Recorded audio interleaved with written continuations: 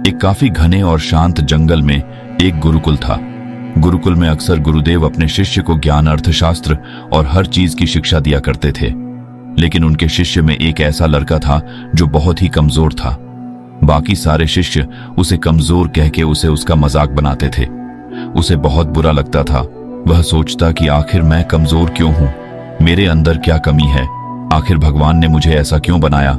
उसकी सबसे बड़ी दिक्कत थी कि गुरुदेव उसे जो कुछ भी पढ़ाते उसे कभी समझ ही नहीं पाता और ना ही उसे कोई चीज याद हो पाती थी। वह चिंतित रहने लगा कि आखिर इसका क्या समाधान किया जाए। आखिर मेरा दिमाग इतना कमजोर क्यों है, क्यों मुझे कुछ समझ नहीं आता और न कोई पढ़ी हुई चीजें मुझे याद क्यों नहीं रहती। कोई भी बात गुरुदेव हमें समझाते हैं, मैं वो भी भूल जाता हूँ। क्या सच में मैं मानसिक रूप से कमजोर हूँ या बात ही कुछ और है। वो जब भी अकेला होता यही सब बात सोचकर उदास हो जाता। धीरे धीरे वक्त बदलता गया। काफी साल गुजर गए, उसकी हालत ऐसी ही रही। एक दिन जंगल के बीचों बीच खड़ा होकर कुछ सोच रहा था। तब तक उसे एक राहगीर ने देख लिया। उसने पूछा, क्या बात है, तुम इतने परेशान क्यों हो। उसने बोला, तुम यहां से चले जाओ, तुमको मेरे से क्या लेना देना, जाओ अपना काम करो। राहगीर बोला, अरे बताओ भी कि क्या परेशानी है, क्या पता मेरे पास उसका कोई हल हो। लड़का बोला, मुझे कोई भी परेशानी है, मैं पूरी तरह से ठीक हूँ। राहगीर बोला, लेकिन तुम ठीक दिख तो नहीं रहे, तुम तो काफी परेशान दिख रहे हो। चलो अब बताओ भी कि क्या परेशानी है। तब जाकर उस लड़के ने बोला, क्या बताऊं मैं, कितना परेशान हूं, मेरे अंदर क्या चल रहा है वो तो बस मैं ही जानता हूं। फिर उसने अपनी सारी परेशानी उसको बता दी कि उसको लगता है कि उसका दिमाग कमजोर है, उसे कुछ भी पढ़ाया हुआ याद नहीं रहता और न ही उसे कुछ समझ में आता है।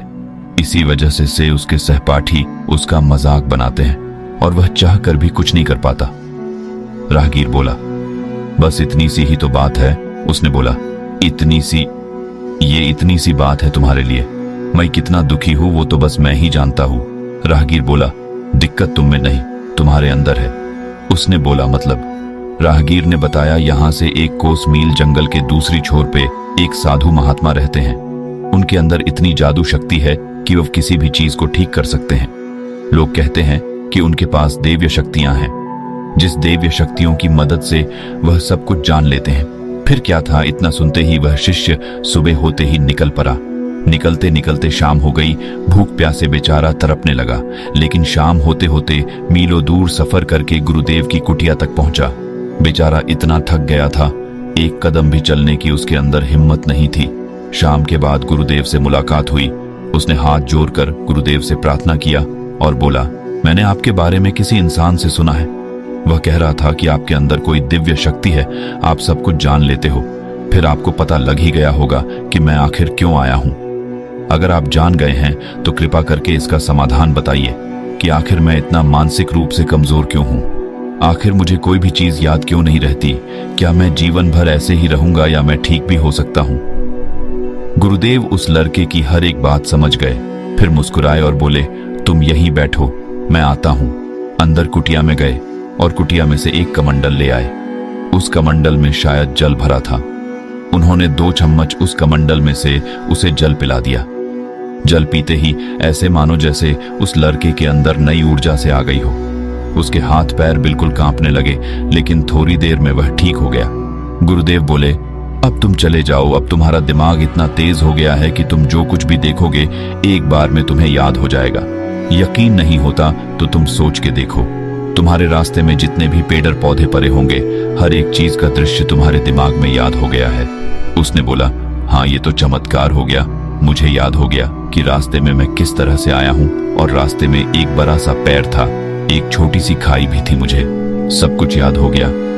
गुरुजी धन्यवाद, आपने तो मेरी जिंदगी बदल दी।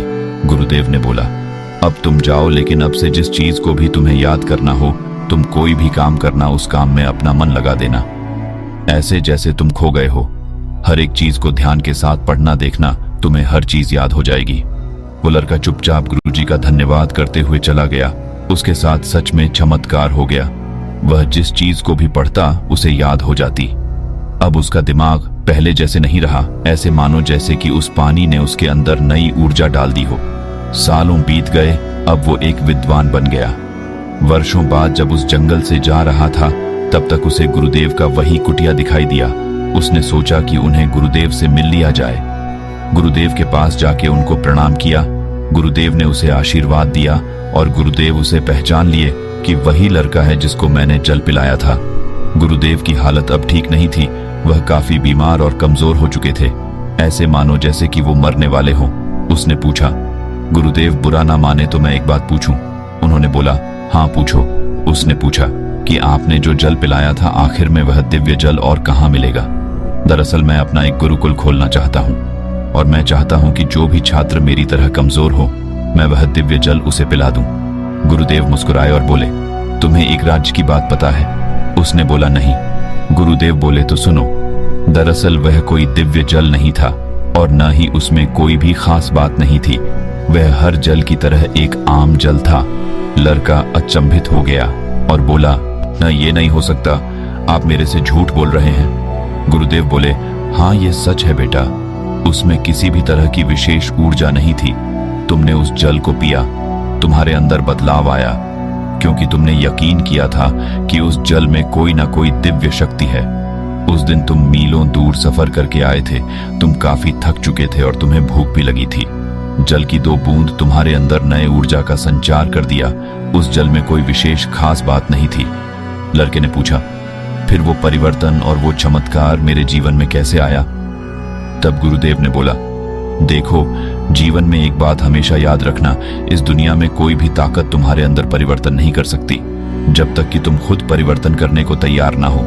तुम्हें बदलाव चाहिए था, तुम उस शक्ति से ऊब गए थे क्योंकि बचपन से ही तुमने सिर्फ ये सुना था कि तुम मानसिक रूप से कमजोर हो, लेकिन ऐसी कुछ बात नहीं थी। तुम्हारे अंदर कोई कमजोरी नहीं थी, तुमने उनकी बातों पर यकीन कर लिया था।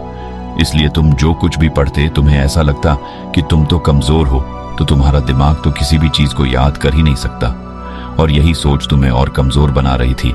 लेकिन जल की बूंदों ने तुम्हें यकीन दिलाया कि तुम्हारे अंदर एक दिव्य ऊर्जा है और उसी ऊर्जा के यकीन ने तुम्हें कामयाब बना दिया।